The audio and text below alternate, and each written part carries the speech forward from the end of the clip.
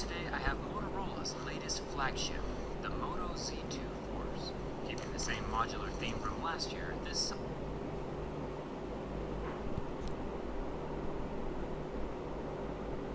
In front of me today, I have Motorola's latest flagship, the Moto Z2 Force.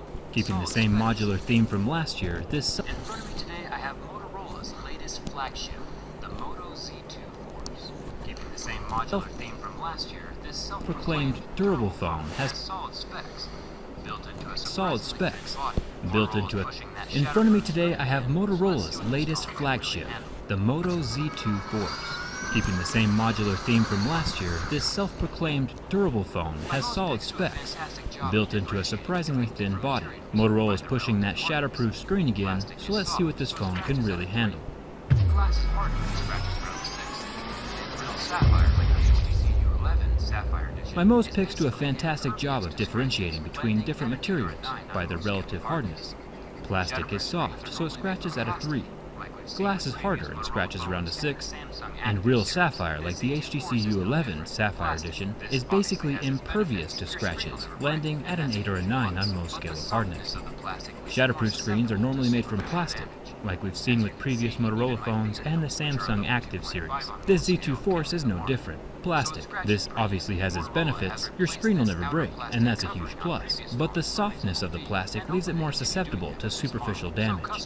As you can see, even my fingernails, which are a level 2.5 on most scale, can leave a mark. It's pretty easy. Motorola has replaced this outer plastic covering on previous phones for a reasonable fee, and hopefully they continue doing that with this model, so customers like us can replace them if necessary.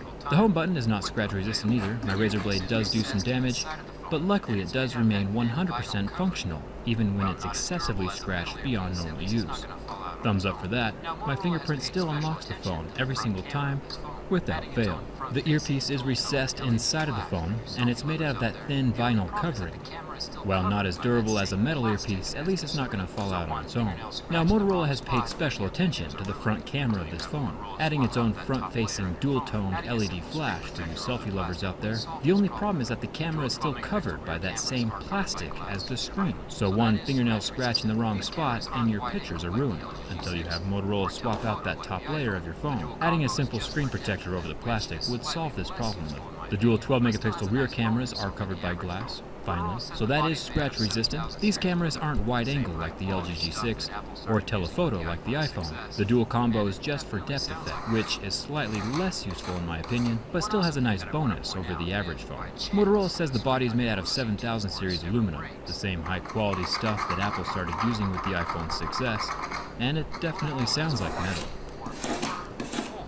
One awesome thing that I want to point out, if, by chance, the screen on your Moto Z2 Force ever breaks,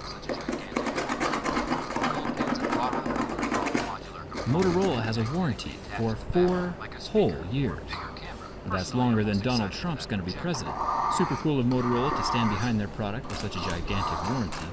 The gold pins at the bottom of the phone are for all the modular components that magnetically attach to the back, like a speaker or bigger camera. Personally, I'm most excited for that projector.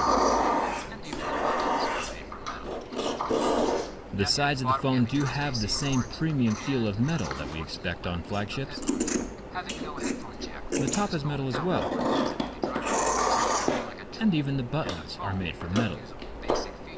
Down here at the bottom we have a USB-C port and an unfortunate lack of headphone jack. Having no headphone jack rules this phone out for me as a daily driver. I treat my phone like a tool, and a phone without usable basic features is not worth my time to carry.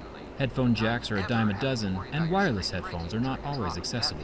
Maybe someday in the future, but today is not that day. The screen of this phone is pretty darn awesome. 5.5-inch 1440p OLED, and most importantly, not ever having to worry about your screen breaking during a drop. That peace of mind is really truly amazing, even if you do have to compromise with the front plastic. The screen lasted 10 seconds before the plastic melted and the screen turned white, leaving a permanent bulge in the top layer and a permanent white spot on the display itself. If you ever do drop your phone, it will survive unless it's dropped in fire, so try to avoid that.